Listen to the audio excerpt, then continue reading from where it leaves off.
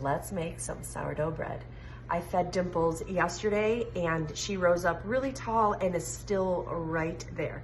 So I'm gonna give her another feed, and as long as I still see that great rise, we are going to make some bread today and cook tomorrow. Discard half cup of bread flour, 1/2 to 2/3 cup of filtered room temperature water. I'm going to give her a mix, let her rise.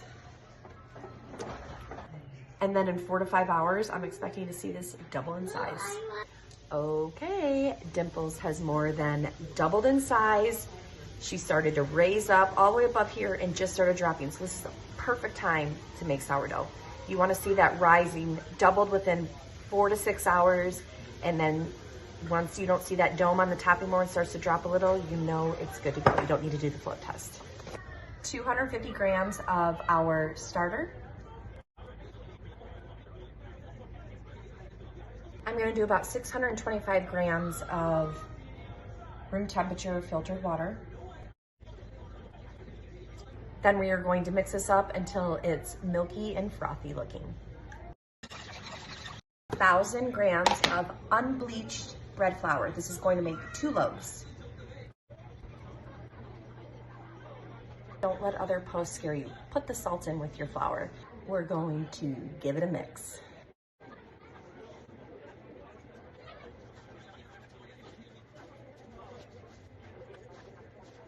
Put it in there with our hands. I'm going to cover this and let it rest and rise for 1 hour before we start the series of stretch and folds.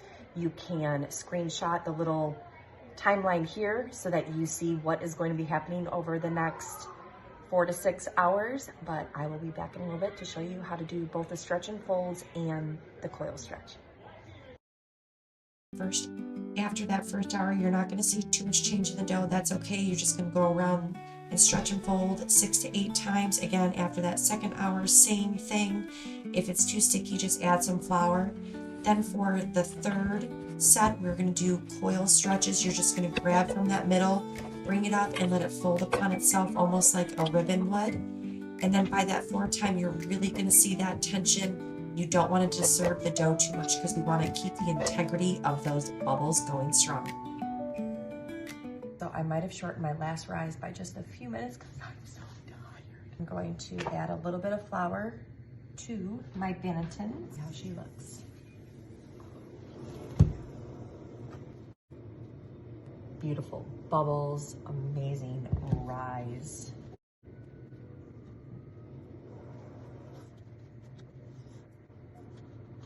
We're going to divide this dough into 2. I like to put a little bit of flour down.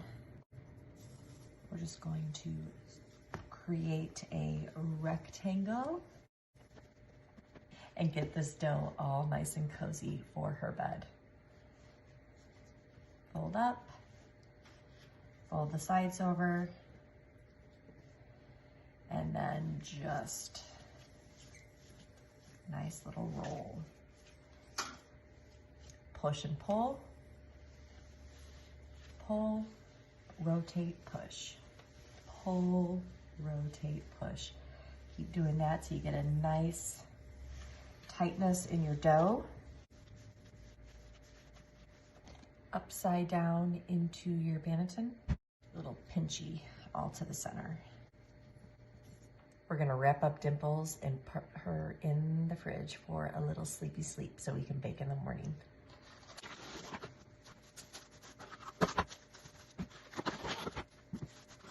Past my bedtime and Dimples' bedtime. Nighty night.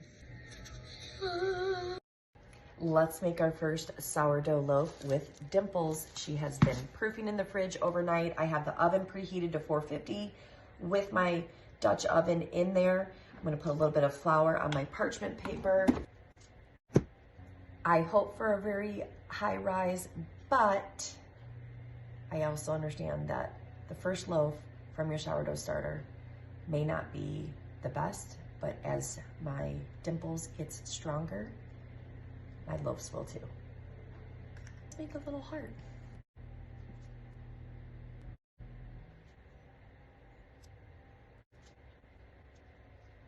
I forgot to put flour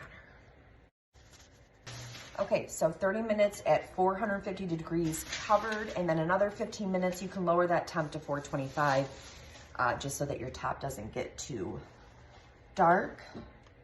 Ah. 2 ice cubes go in, lid back on, and here we go.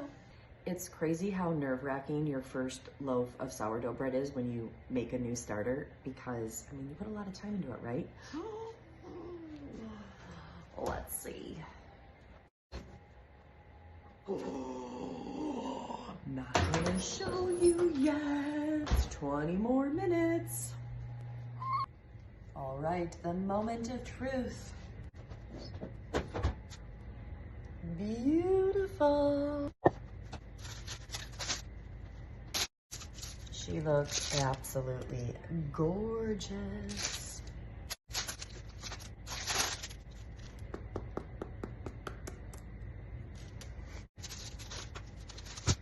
Now, for the first loaf from Dimples, I am very happy, but I do expect as I make more and more loaves for her to get a little bit taller. That will be the goal. But we are gonna let this fully cool before we cut into her. So important. You gotta wait. For that second loaf, I'm just going to do a little bit of a different design. I'm going to cut lengthwise and then go underneath and cut parallel, making 3 strips, and we're just going to make a little braid. Just don't pull too much, otherwise you'll have to cut a lot off at the end. Then we're just going to tuck those bottoms underneath on each side, and it will be all ready to go for the Dutch oven. Winner, winner, sourdough for dinner. Dimples' debut. I think for the first pair of loaves, she did pretty good. It's been an hour, so let's cut into the first loaf I made.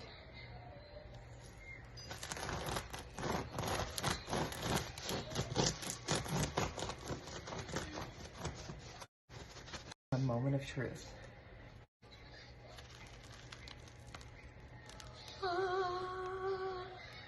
Beautiful. She is absolutely gorgeous.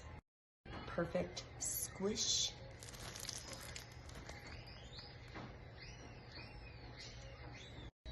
Like and follow my page. My recipes are delicious.